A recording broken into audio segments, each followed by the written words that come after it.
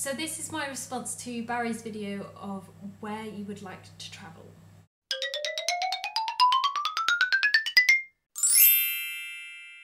First off, I thought I would tell you where I've actually been in this wonderful world.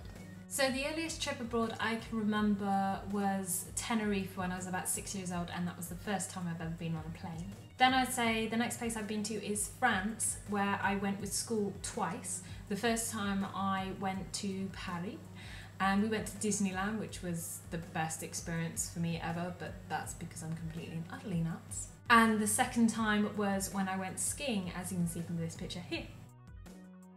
As you can see, I haven't really changed much.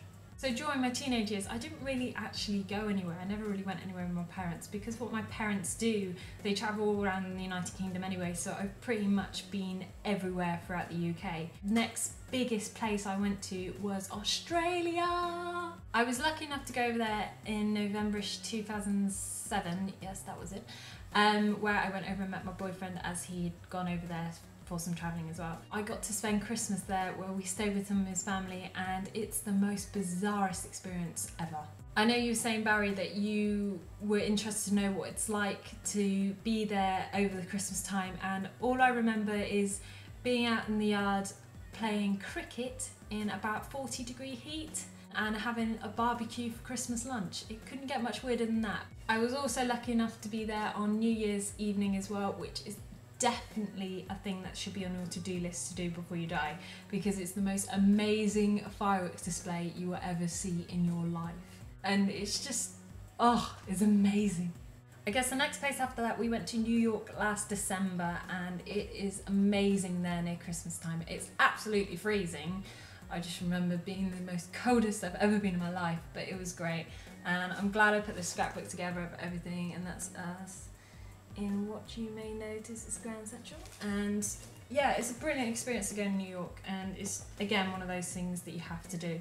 I remember when I was on the plane, I was thinking, is it true that the steam comes out the grates? And as I walked along the road and I saw it, I just got seriously overexcited. And the first time I walked out onto Times Square, I was just, well, the image on my face was just, I am going to Berlin I've got the books already, and we've already started doing some research. The flights are booked and everything. We're going to Berlin for a couple of days in November. We wanted to go somewhere random, and somewhere where they do speak English, but they don't particularly speak English. I think we're going to give ourselves a bit more of a challenge with the whole language barrier thing. And I guess the main place I would like to travel to is back to America, but ideally I would love to travel across America.